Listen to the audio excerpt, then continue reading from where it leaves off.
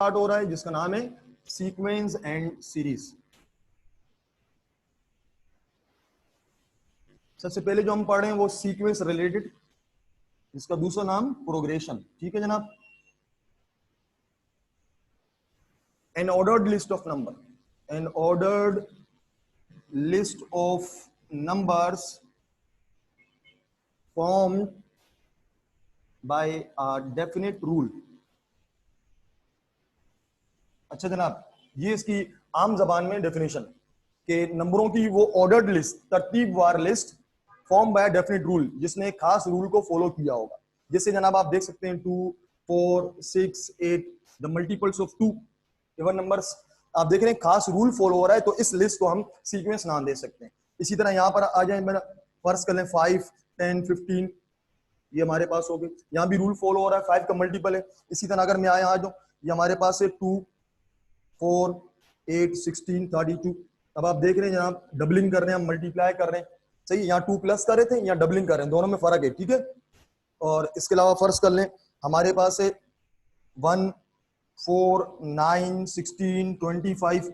These all are the squares, 1 का square, 2 का square, 3 का स्क्वायर, 4 का, 5 का। इस तरह से हर वो नंबरों की लिस्ट जो एक खास रूल को, डेफिनेट रूल, उसका कोई ना कोई पोशीदा रूल होगा जिसको वो फॉलो कर रही होगी। अगर रूल फॉलो कर रही है तो हम जनाब उसको सीक्वेंस या प्रोग्रेशन कह सकते हैं। मैं रेंडमली नंबर लिख लूं जनाब 1000, और उसके बाद लिख लूं जनाब 11 और यहाँ 13, तो आप देख सकते हैं कि यहाँ कोई रूल फॉलो ही नहीं हो रहा। तो ये ऑर्डर्ड लिस्ट ऑफ नंबर तो है, नंबरों की लिस्ट तो है, लेकिन ये सीक्वेंस या प्रोग्रेशन नहीं कहलाएगी, क्योंकि ये डेफिनेट रूल को फॉलो नहीं कर रही। ये इसकी एक डेफिनेशन है, जिसमें हम जनाब कॉमन वे से, आम तरीके से इसको डिस्कस कर रहे हैं। मैथमेटिकल वे से अगर हम सीक्वेंस को डिस्कस करें तो हम यूं कहते हैं it is actually a function. Sequence एक फंक्शन है उस डोमेन, जिसकी डोमेन इज नेचुरल नंबर्स।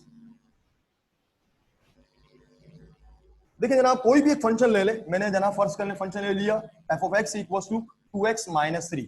ये एक फंक्शन है कोई भी, लेकिन यहाँ कह रहा है डोमेन। डोमेन मींस इनपुट, जो वैल्यूज आप पुट कर रहे हैं वो आपको रिस्ट्रिक्ट कर रहा है कि आपने सिर्फ क्या पुट करने हैं बेटा, नेचुरल नंबर्स पुट करने हैं। यानी 1 पुट करूंगा तो क्या बनेगा, 2 into 1 minus 1, 2 minus 1, 1। अब मैं 2 पुट कर रहा हूं, f of 2, 2 into 2 minus 1, 4 minus 1, ये आ गया 3। f of 3, 2 into 3 minus 1, ये हमारे 6 minus 1, ये बन गया 5। तो आप देख रहे हैं जनाब कि ये एक फंक्शन तो मैंने लिया, लेकिन इसमें पुट कौन से नंबर कर रहा हूं मैं, नेचुरल नंबर्स पुट कर रहा हूं। यही बात कह रहा है, सीक्वेंस एक ऐसा फंक्शन होता है जिसमें आपने क्या पुट किए होंगे, यानी डोमेन। डोमेन मींस इनपुट, जो वैल्यूज आप पुट कर रहे होते हैं उसे हम जनाब डोमेन का नाम देते हैं। यानी जो नंबर आप पुट कर रहे हैं वो बेसिकली क्या है, नेचुरल नंबर्स हैं। 1, 2, 3 इस तरह पुट कर लें। जब पुट करने के बाद जो हमारे पास आउटकम्स आ रहे हैं, यानी आउटपुट आ रहा है, क्या आ रहा है, 1, 3, 5, ये बेसिकली क्या बना रहा है, एक सीक्वेंस बना रहा है। तो हम यूं कह सकते हैं कि सीक्वेंस या प्रोग्रेशन एक फंक्शन है जिसकी डोमेन क्या होती है, नेचुरल नंबर। आप नेचुरल नंबर पुट करके एक ordered list of number obtain करते हैं। इसी तरह चूंकि इसमें भी एक खास रूल फॉलो किया हुआ है, तो इसको भी हम कह सकते हैं ये सीक्वेंस है। तो ये दो डेफिनेशन हो गई सीक्वेंस की। और यहां पर जिसकी हम बात कर रहे हैं, ये जो फंक्शन है, इसको हम जब सीक्वेंस पढ़ रहे होते हैं तो हम इसको कहते हैं ये जनरल टर्म है। यानी ये ऐसा प्लेटफॉर्म है जिससे आप हर टर्म ऑब्टेन कर सकते हैं। 1 पुट करके फर्स्ट टर्म, 2 पुट करके सेकंड टर्म, 3 पुट करके थर्ड टर्म ऑब्टेन कर रहे हैं। यानी जो भी आपको टर्म चाहिए तो आप इसको फॉलो करते हैं, तो इसलिए इसका नाम होता है जनाब जनरल टर्म। तो मालूम हुआ कि फंक्शन जो है वो सिर्फ ऑर्डर्ड लिस्ट ऑफ नंबर को नहीं कहा जाता, हम यूं भी डिफाइन कर सकते हैं कि ऐसा फंक्शन जिसकी डोमेन क्या हो, नेचुरल नंबर्स। इसको आप नोट कर लें, फिर आगे बढ़ते हैं।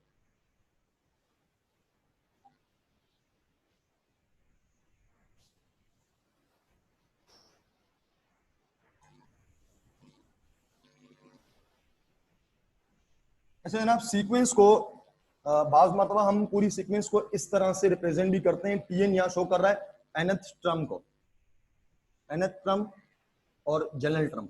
जैसे आपने देखा कि यहाँ पर मैंने एक फंक्शन डिस्कस किया है, इसको मैंने कहा जनरल टर्म है। इसको अगर मैं लिखना चाहूं तो मैं लिखूंगा 2n-1। ये पूरी एक सीक्वेंस को यानी इख्तिसार कर दिया, छोटा मुख्तसर कर दिया, शॉर्टेन कर दिया। ठीक है बेटा, इस तरह भी लिखा जाता है। मैं बोलूं ये क्या है तो आप कहेंगे ये सीक्वेंस है। क्यों? क्योंकि इसमें आप डिफरेंट नंबर्स पुट करके डिफरेंट आउटकम्स लेते हैं, वो जो आउटकम्स आते हैं वो सीक्वेंस बनाते हैं। तो किसी सीक्वेंस को रिप्रेजेंट करने का एक तरीका ये भी होता है कि उसकी टीएन को आप कर्ली ब्रैकेट में लिख लें। तो जब भी कर्ली ब्रैकेट के अंदर आपको टी नजर आए, इट मींस कि वो आपको एक पूरी सीक्वेंस दे रहा है। हाँ, उससे सीक्वेंस बनाना आपका काम होगा, यानी उसकी टेबुलर फॉर्म बनाना, यानी उसमें जो है वो नंबर्स लाना, वो आपका काम होगा। आप डिफरेंट नंबर पुट करके ये नंबर ले आएंगे। अब ये भी जनाब सीक्वेंस की एक नोटेशन है, और ये एक सीक्वेंस ऑब्टेंड होगी जब आप नंबर्स पुट करेंगे। अच्छा जनाब, सीक्वेंस हमने समझ लिया कि सीक्वेंस क्या होती है।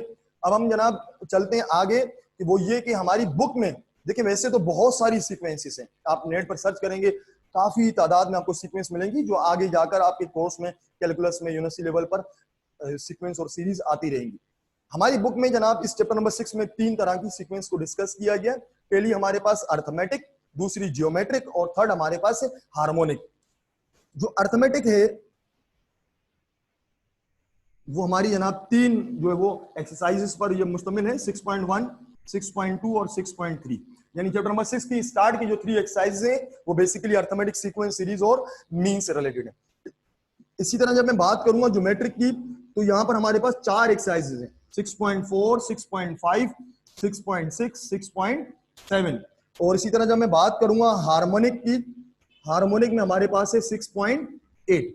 और इसी तरह एक और एक्सरसाइज है जो मिक्स है, जिसमें अर्थमेटिक, ज्योमेट्रिक और हार्मोनिक सारे आ जाते हैं, उसको जनाब 6.9 में डिस्कस किया गया है। ये बातें बताने का मकसद ये, जब हम सीक्वेंस पढ़ रहे हैं तो आप जब घर में प्रैक्टिस कर रहे होते हैं तो आपने जनाब इन एक्सरसाइज को ज्यादा फोकस करना है, ताकि इनमें से कोई अगर कॉन्सेप्ट मिस ना हो जाए। ठीक है बेटा, तो आइए जनाब स्टार्ट करते हैं अर्थमेटिक से, कि अर्थमेटिक सीक्वेंस क्या होती है, उसको हम यहाँ डिस्कस करते हैं।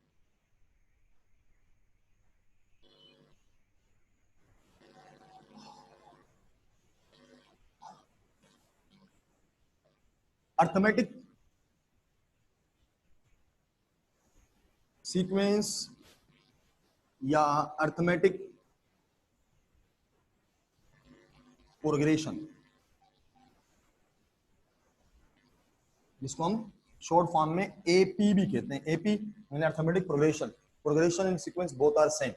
ये जनाब हम पढ़ रहे हैं, तो सबसे पहले हम डेफिनेशन देखते हैं इसकी क्या है। The sequence in which every successive or following term is obtained by adding a fixed number, adding a fixed number in the preceding one is known as AP। ठीक है जनाब, ये डेफिनेशन लिखी हुई आई है, इन वर्डिंग्स के जरिए हम समझते हैं कि ये बेसिकली अर्थमेटिक सीक्वेंस या अर्थमेटिक प्रोग्रेशन क्या होती है। द सीक्वेंस, ऐसी sequence in which every successive और फॉलोइंग, आगे आने वाली, सक्सेसिव मतलब आगे आने वाली, जैसे आप कहते हैं ना फॉलोइंग, तो वो भी आगे आने वाले को कहते हैं। तो कह रहा है every successive term is obtained by adding a fix number. आपको नेक्स्ट टर्म चाहिए तो एक फिक्स नंबर है जिसको आपने ऐड करना होगा, देन नेक्स्ट टर्म आ जाएगी। फिर आपको और नेक्स्ट टर्म चाहिए तो इस प्रीसीडिंग में, पिछले में, प्रीवियस में आपने वो खास नंबर ऐड करना है। मिसाल के तौर पर मैं यहाँ स्टार्ट कर रहा हूँ 7 से, ठीक है जनाब, और मैंने ये तय कर लिया, मान लिया कि मैं इस वक्त जो फिक्स नंबर है जो बार बार ऐड कर रहा हूँ वो 3 है। मैं इसमें 3 ऐड करूंगा, क्यों ऐड कर रहा हूं, ताकि सक्सेसिव टर्म आ जाए, सही है, अगली टर्म आ जाए। तो ये बन गया 10। अब 10 से आगे चाहिए तो इसमें हम 3 ऐड करेंगे, 13, और इसके बाद 16। तो आप देख सकते हैं कि जनाब ये कहना ये चाह रहा है वो सीक्वेंस जिसमें नंबर को, खास नंबर को ऐड करके ऑब्टेन किया जाता है, वो हमारे पास है अर्थमेटिक सीक्वेंस या अर्थमेटिक प्रोग्रेशन। ठीक है जनाब।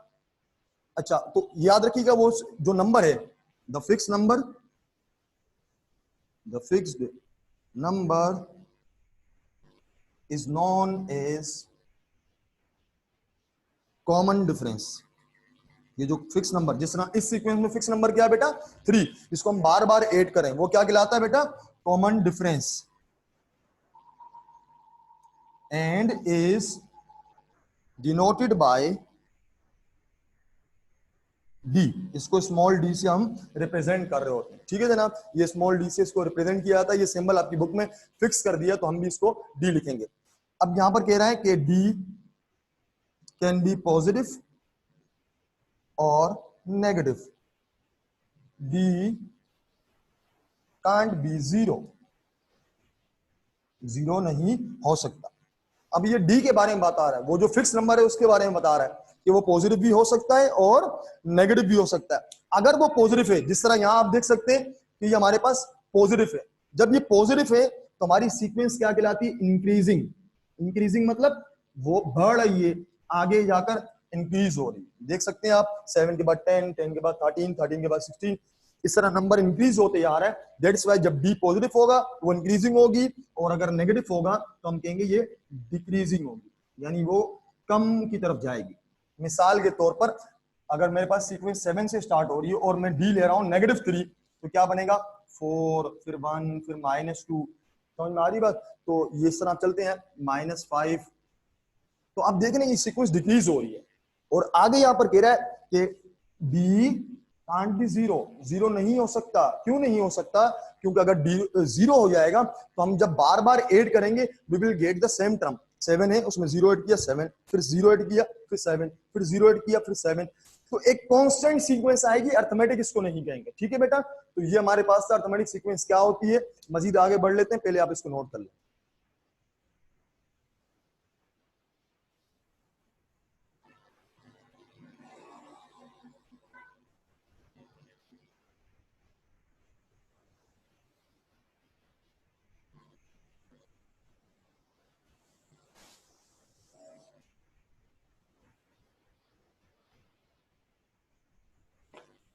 अच्छा जनाब, ये हमारे पास थी अर्थमेटिक सीक्वेंस क्या होती है। अब मजीद कुछ आगे बढ़ते हैं। अच्छा, अगर हमें डी फाइंड आउट करना हो तो हम ट्रम को उसकी प्रीवियस ट्रम से, एनी ट्रम, कोई भी ट्रम लें और उसकी प्रीवियस यानी उससे पिछली ट्रम से आप डिवाइड कर लें। ठीक है जनाब? देखें आप, अगर मैं 10 में से 7 माइनस करूं, एक ट्रम ली मैंने, उससे पिछली वाली मैंने माइनस कर दी, तो क्या आ गया आंसर? वही फिक्स नंबर आएगा। मैं अगर 16 ले रहा हूं तो 13 मुझे माइनस करना पड़ेगा। तो डी निकालने के लिए आप, सॉरी मैंने अपॉन लिखा है, टीएन माइनस टीएन माइनस 1। ठीक है जनाब? आप इनको माइनस कर लेते हैं, any term minus previous term, ये इसका तरीकाकार होता है। यानी कि आप माइनस कर लें, आपके पास डी यानी कॉमन डिफरेंस आ जाएगा। तो इसलिए जब हमने कॉमन डिफरेंस पढ़ा तो हमें यह पता लगा, any sequence in which tn minus tn minus 1 is same for all n belongs to natural numbers and n is greater than 1। देखिए, अर्थमेटिक को मैंने एक दूसरे वे से मैंने डिफाइन किया।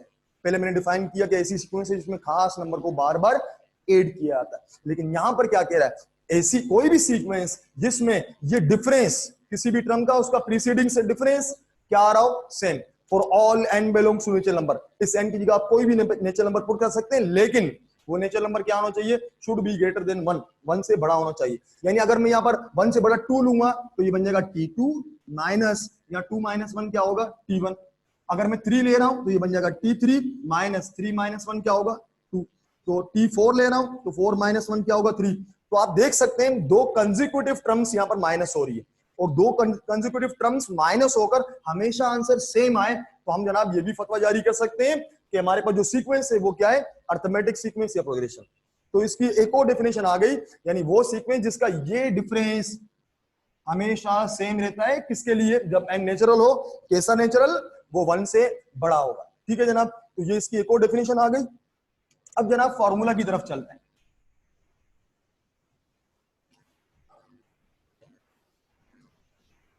फर्स्ट टर्म हमने सपोज कर लिया, जिस तरह आपको मालूम है कि ये जब सीक्वेंस में बना रहा था तो मैंने क्या किया, मैं 7 से स्टार्ट कर रहा हूं और 3 फिक्स नंबर है। जब मैंने ये बनाना शुरू की, मैंने कहा 7 से स्टार्ट कर रहा हूं और -3 बार बार हम ऐड करेंगे। इट मींस के जब हम किसी सीक्वेंस बनाना चाहते हैं तो वहां पर दो चीजें बड़ी अहम है। एक वो कि आप कहां से स्टार्ट कर रहे हैं, आपका स्टार्टिंग पॉइंट, इनिशियल पॉइंट कहां पर है, और दूसरा ये कि आप कौन सा नंबर बार बार ऐड करेंगे। ठीक है जनाब? ये दो चीजें हो तो आप सीक्वेंस जो डिफाइन कर सकते हैं। मैंने जनाब स्टार्टिंग वेरी स्मॉल ए से, यानी मेरी फर्स्ट टर्म इज ए, वो खास नंबर जो कि हम जहां से स्टार्ट कर रहे हैं वो ए है, और जो बार बार मैं ऐड कर रहा हूं, जैसे मैं बता चुका हूं कि ये क्या कहलाता है बेटा? कॉमन डिफरेंस यानी डी। तो अब सेकंड टर्म लाने के लिए मैं क्या करूंगा, इसमें डी ऐड करूंगा, क्योंकि मैंने पढ़ा कि every successive term is obtained by adding, हर आने वाली टर्म को ऑब्टेन किया जाएगा कैसे, ऐड करके, तो इसलिए मैंने ऐड कर दिया। उससे नेक्स्ट टर्म चाहिए तो A plus B plus D, उससे नेक्स्ट टर्म चाहिए तो A plus B plus B plus B, 4 चाहिए,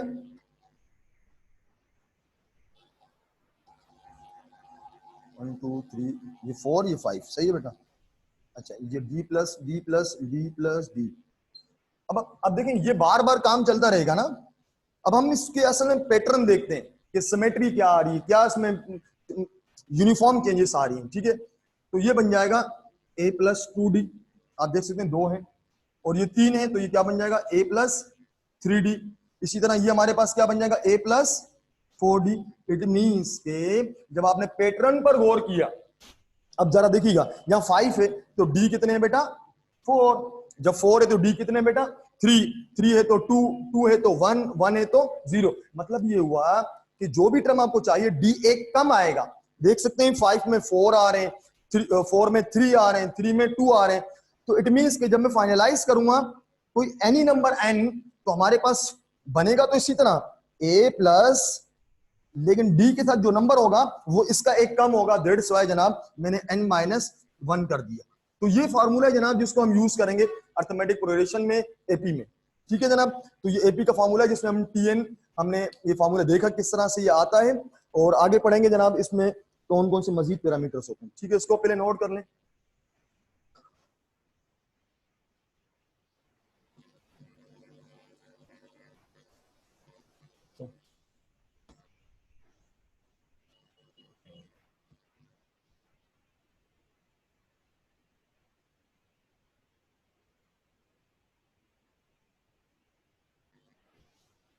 अच्छा जनाब आपने देखा कि ये फॉर्मूला हमने ड्राइव किया जो कि हमारे पास से TN equals to A plus N minus 1 into D. अभी फॉर्मूला इसमें कौन कौन से पैरामीटर्स हैं आइए देखते हैं। फॉर्मूला था TN equals to A plus N minus 1 into D, ठीक है जनाब। 4 पैरामीटर्स हैं, टीएन ए एन डी, ये 4 पैरामीटर्स हैं। TN means N term, general term, ये बात हम पहले भी बात कर चुका हूं इसकी। ए मींस आपको मालूम है ए क्या है, बेसिकली फर्स्ट टर्म, तो इसलिए मैं वर्डिंग में लिखूंगा FIRST first term. N is the number of terms, यानी कि वो जो सीक्वेंस है भाई उसमें कितनी टर्म्स होंगी उसकी तादाद क्या है। And D is the common difference which is obtained by subtracting any two consecutive terms, यानी कि Tn माइनस Tn माइनस 1, जिसको हम T2 माइनस T1 भी कह सकते हैं, T3 माइनस T2 भी कह सकते हैं। तो ये जनाब इसके पैरामीटर थे, ठीक है जनाब।